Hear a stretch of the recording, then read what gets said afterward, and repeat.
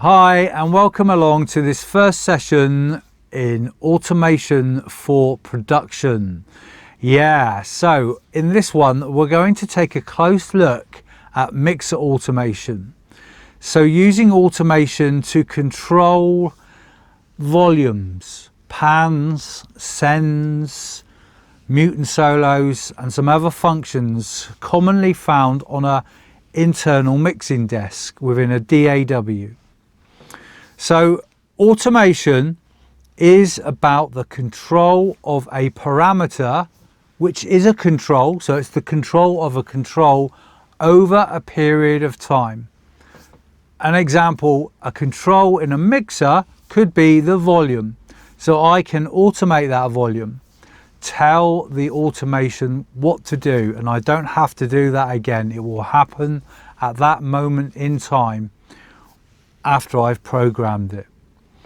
So we use we use mixer automation to control volume. For example, we may want to do some volume rides on a vocal, for example. Could be any instrument, to be honest. We also use pan automation for movement, having some tricks, kind of, listening, especially in electronic music. We might want to kind of pan automation around a sound system. We use pan and volume automation together in music production, particularly in sound production, when we're synchronizing sound, maybe moving a sound from one side to the other. All right, and that's what we can use with pan automation. That's how we use pan automation. We might also want to use send automation. So sending our signal over to an auxiliary, a bus input, and automating, for example, how much of that dry signal we are going to send over to the aux that maybe is a reverb, applying some reverb to that dry signal, dry, wet. Yeah, so that's a couple of examples. Look, let's just jump into Logic Pro. I will touch in this session on a couple of other DAWs, quickly show you where those mixer automations are, but I'm going to focus on Logic Pro. This process is pretty much exactly the same in all DAWs. I'm going also in this session look at the automation types as well. All right. Well, actually, maybe I'll spread it across this session and the next session. Let's go anyway. Okay, so I've got a track here. To open up automation in Logic Pro, we can either hit A on the keyboard, which then shows us the automation lanes or automation view, or the function is at the top up here. We could open that as well. Personally, I find A much quicker. So what we are seeing here, let's click on a track with some information on it. We are now seeing the mute, solo, record arm, input monitoring control, volume and pan functions, which we generally see when we look at a track header in Logic Pro.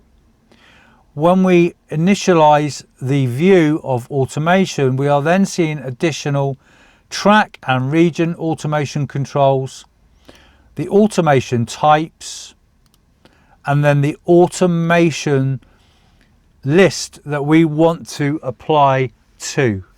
Okay, so for example, this vocal stab track here, I can actually see all the smart controls for it, instant volume, the main controls, which are the mixer controls, and then I can see every insert, be that an instrument or effects I've got applied, and we can see the list form of every single control on each one of those effects or instruments. We'll look at that later in the other sessions.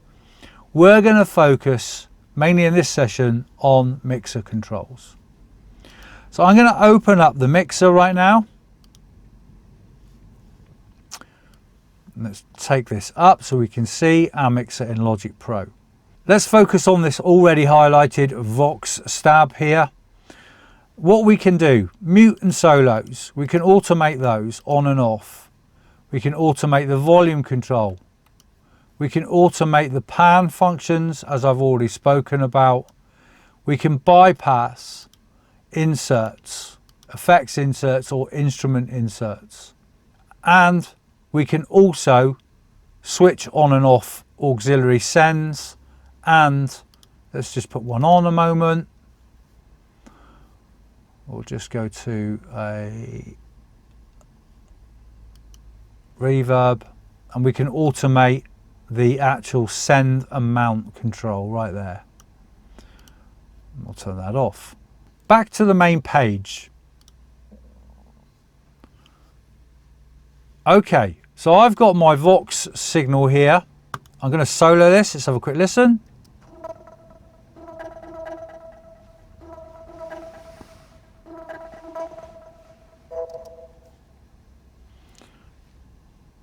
I'm actually going to find something a little bit more appropriate.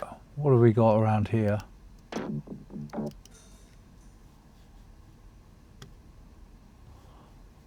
I know I've got a great synth here on this. All right, so let's now jump onto some volume automation. This by default is what comes up first, particularly in Logic Pro. So I'm going to stick with, and we're going to look at these different types. I'm going to stick with right now read. Now read mode in Logic Pro allows us to input manual automation. We're not going to record it, we're manually going to input some changes. So I'm going to do some basic stuff right now with volume and also some other automation mixer controls. So let's go for it. Let's keep it in read mode, and now we're going to click. We now see this yellow line, which is currently representing the volume level of our Juno synth sound here. If I grab this line and move it up and down, you will see the volume level both on the channel strip over here and on the track header go up and down. There you are, you can see that. Now if I, over X amount of bars, look to fade this in, I'm creating now what's known as a node or a breakpoint. And you can also see there's a guideline so that we can line up the node perfectly with our beats, our ticks, our bars, half bars, quarters. Let's click now another node at the front of this region and another, because I want the volume to stay there. And we're going to take this first node and drag that down back to the beginning, and you can now see the volume level reacting to this automation control that I've just added in.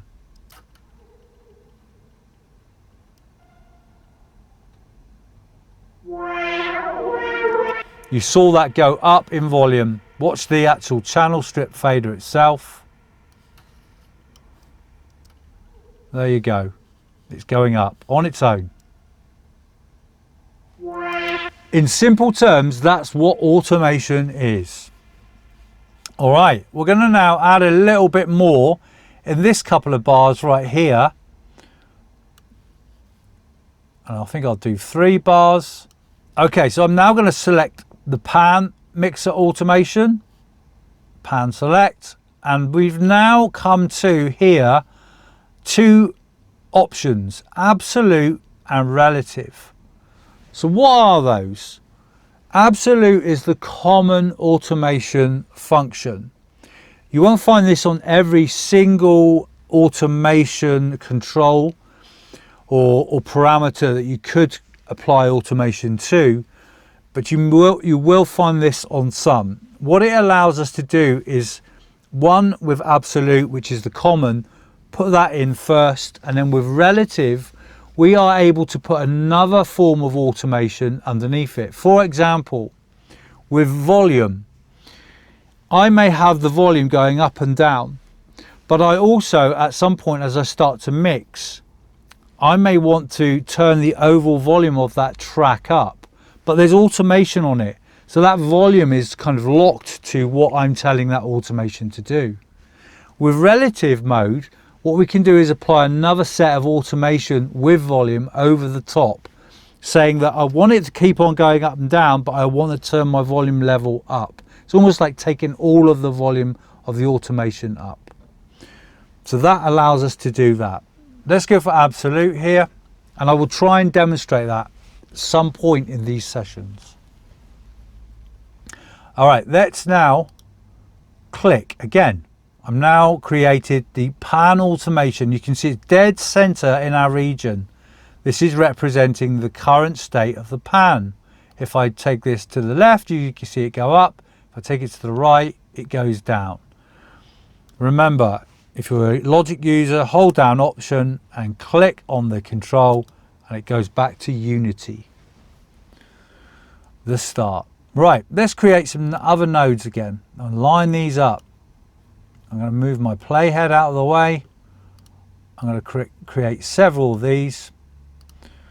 For those of you who already know automation, you may think he's balmy. This is so much easier another way, of which, yep, I will be showing that and demonstrating that in a while. But let's just throw some of these in right now. And now I'm going to take them over. I'm going to grab each node, take them over to the left and the right,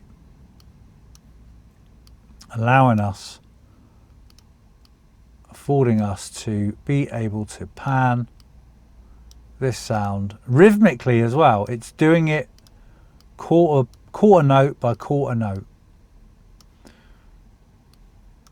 There is a quicker way, which I will show you in a moment. But this is manual automation in practice. Okay, let's listen to how that sounds.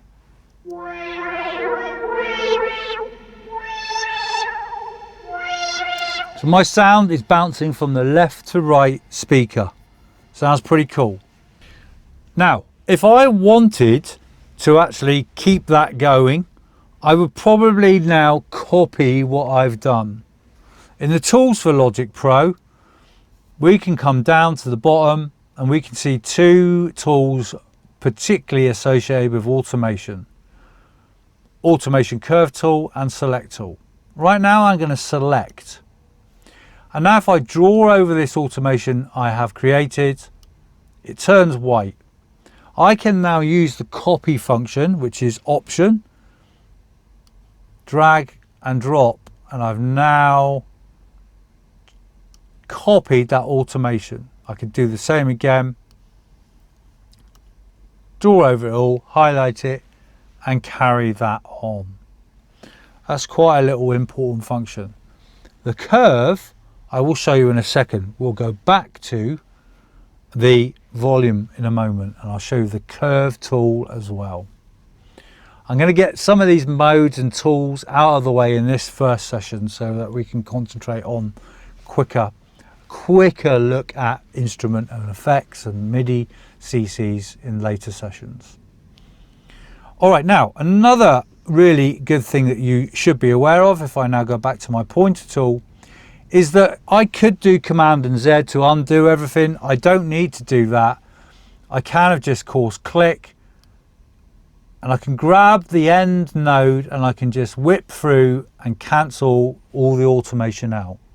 But it's not quite gone, as you can see, until I do a double click. We can also go from the left side, wipe that automation out, but it won't erase until I double click on the node and get rid of that. That's how that function works. I can, of course, edit undo. It doesn't fully erase it, but there you go. All right. Okay, so I said I would go back to the lane in Logic and look at the volume in particular. So now I'm bringing the volume lane forward, and you can see in this list here, we've now got used automation, volume and pan. There we are. Let's have a quick look at that curve tool. And I think I'll move over here to a place where we've actually got some sound. I'll just bring this down.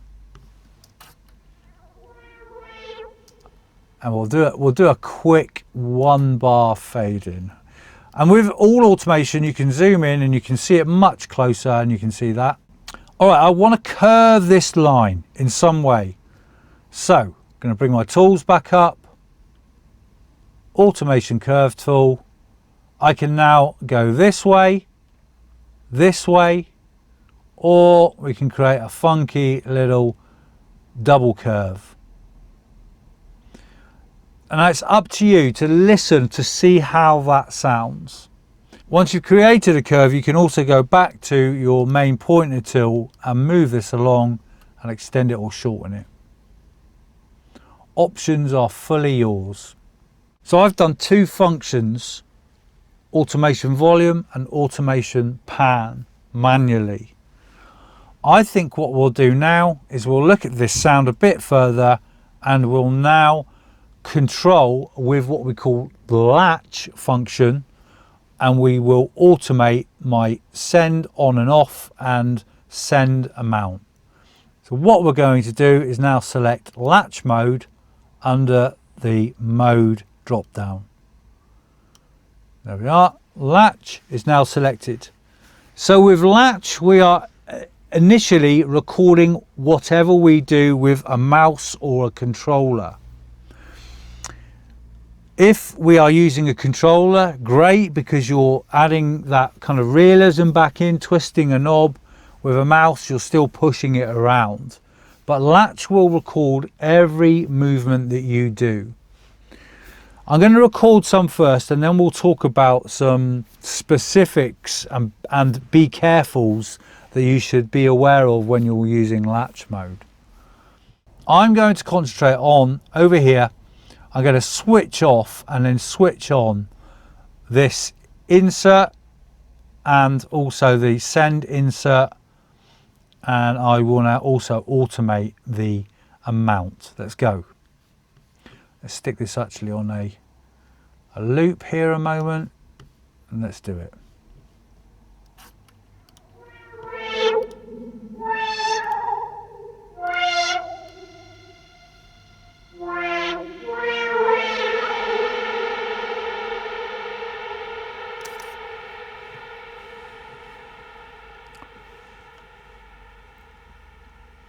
And there we are. You probably saw that record 3 different functions that I did.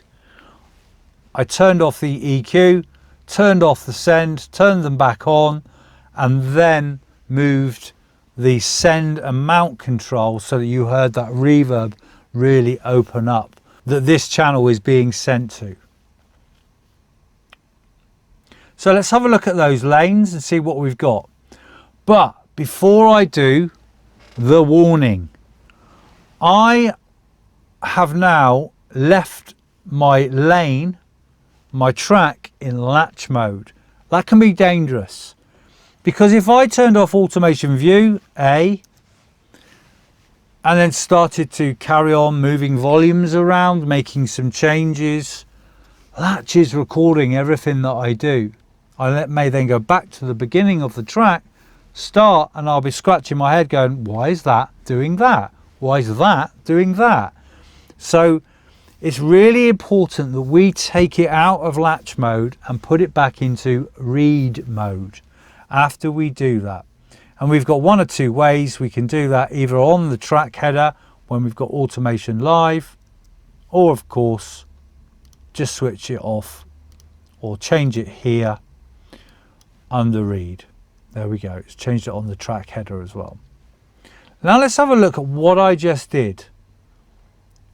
Now I could switch between, and you can see here, look, we've got the send, these are our controls, the last known automations, sends, bypass, bypass.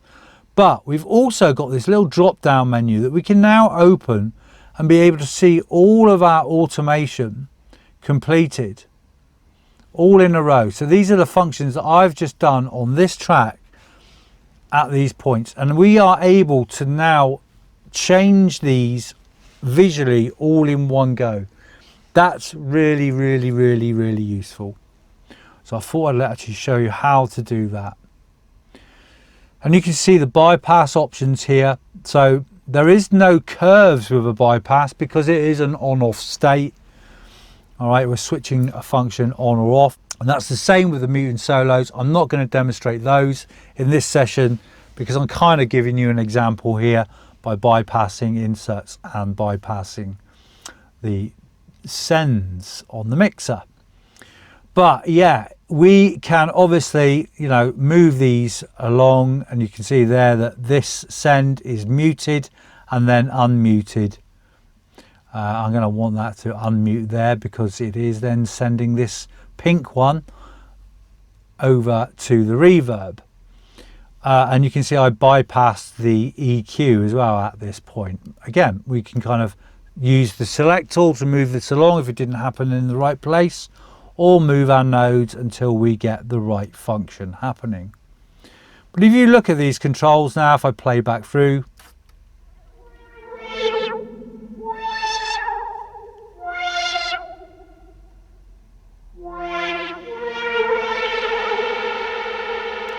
and there's that reverb send going up, massive amounts of reverb. Let's have a zoom in on that and we'll take a quick look at it. You can actually see this is a full series of nodes, and this has captured every single movement of me on the mouse, moving that send control around. Now we could leave it like that, or of course if we wanted to, we could edit this automation, grab a node, cancel some out, make a nice smooth curve up to that point. Maybe we want that to fade down here, so we could grab this node, for example, take this down to this point, and we could then possibly use the curve tools to create smoother curves for both of these points.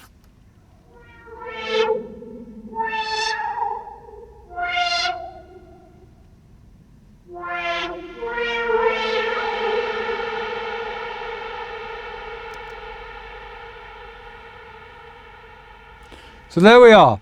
That's a look at some mixer automation inside Logic Pro. Let's now dive into and take a look at some other DAWs and where they are located. Let's go. Okay, so here we are in Ableton, and automation in Ableton is pretty easy. There are no modes in Ableton. You are either writing or latch. Well, there are modes, but you don't actually see a drop down menu. You just kind of either input manually or you record the automation. And you do have to actually record the automation in Ableton. Let me just quickly show you. I've got, for example, a synth loop soloed here.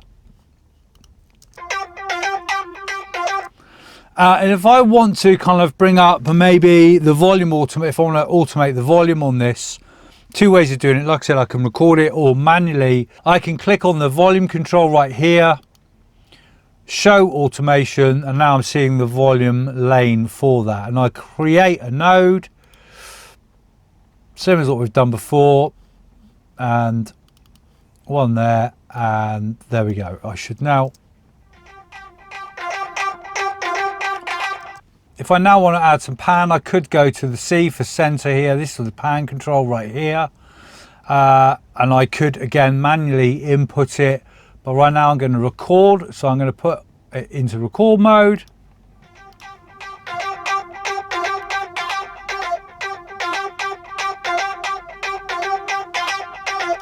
And I've just recorded that automation as well. And now we are starting to see here, this is where we can see the drop down menu where we can select. So I can go back to the volume automation there, switch back to the panning automation. You can see everything's got a red dot applied in Ableton.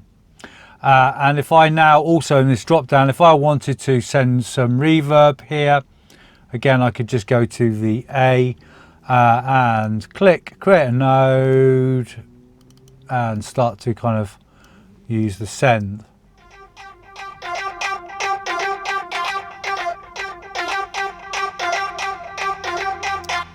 As you can hear. Or of course we could go to the actual session view right here. Here's our track, this one right here, and we could start to just automate and record these sends in record mode. This is obviously the mixer session view in Ableton, but yeah, this is essentially the mixer, and we can do pretty much very similar stuff as we can do in Logic. But that is how we access those controls in Ableton. Right, over to Pro Tools quickly. Let's have a look over there. So with Pro Tools, we've got to do a little bit more. Basically, we go here to our mixer. And in here under window, we need to make sure that our automation is switched on. We need to switch on everything that is red to enable it to be able to work within the system itself. That is really quite important. Once we've done that, we can move back to the arrangement area. I've got a guitar here soloed, and automation will generally come up under, very similar to Logic here. You can see our modes as off, which we've got in Logic: read, touch, latch, touch and latch, write and trim. These work exactly the same way as in Logic. Okay, so let's now have a look at read. If we now move over to next to the automation modes, we can see this drop down menu allowing us access to the hidden functions underneath a region here. So if I now go to volume, I can now see an area where we can now control the volume on this track. I'm going to open the track fader so you can see what actually happens here. So we can see this, we'll put this over here. And then all we need to do here is right click. We can select the pencil tool, for example, and we can write in some automation, volume automation. Very much like that, a lot quicker than Logic, to be fair. And you can see the fader there going up and down. Let's now go and look at, for example, actually let's do a latch. Let's do a latch function. If we stick this now into latch,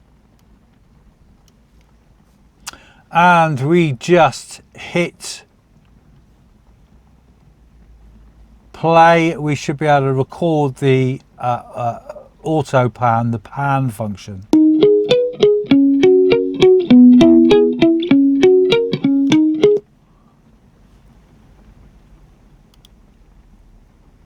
Put it back to read mode, and there we can see now the pan that I have actually latched.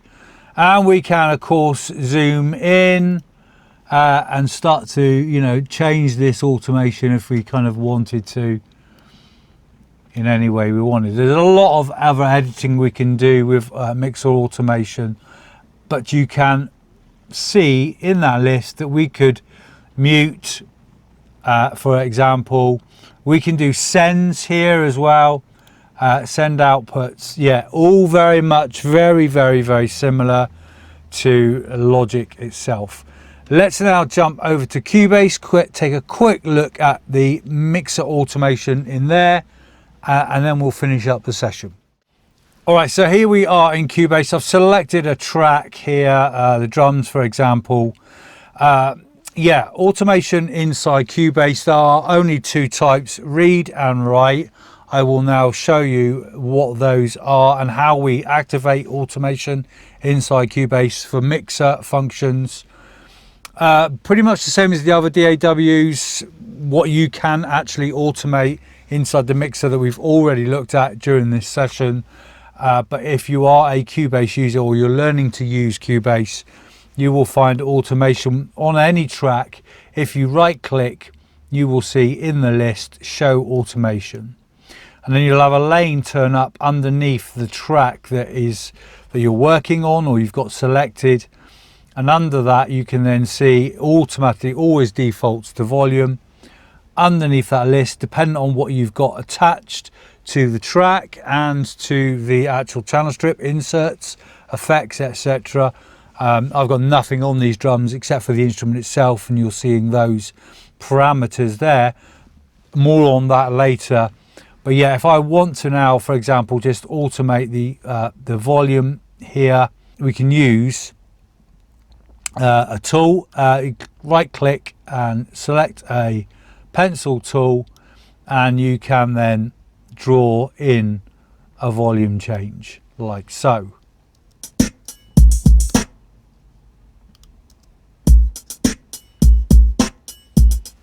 And we can see our fader going down there and back up.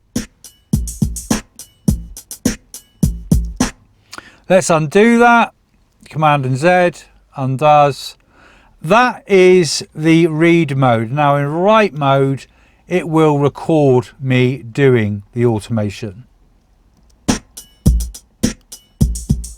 I just go through it like so. And that is now recorded. Again, the pan functions on the actual channel strips are at the top here, or you've got them over on the left hand side in the inspector area inside Cubase, and you can, again, as I mentioned, automate those as well. It is in read mode, so let's have a go at that now. Left and right. And you can see that automation is now recorded, and we can now view that just underneath the volume. You can see all the automation that I've actually carried out now, volume and these other lanes. So yeah, you do get these lanes come up everywhere, but yeah, we can also then hide the automation. If you right click, and you will see there, hide automation. You can also see other functions here for automation, show used on selected tracks. So you might want to just trim that down. You can see those there, and you can see hide all automation as well. Like so, there we go. All right, so that is the functions inside Cubase. But that is a look at mixer automation in, well, my preferred DAW, Logic, but I do use them all in certain instances. So I thought I'd give you a quick little look at where mixer functions are in those other DAWs as well. And I will continue that theme throughout this short course on automation. So that's it. Yeah, automation, mixers. As explained at the start of this session, you can control all of those functions and be able to, over a point of time, any point in your production work, control what is going on with your audio or MIDI sources. So that's it for this session. The next session, we are diving into instrument automation. I will see you then. Cheers now. Bye.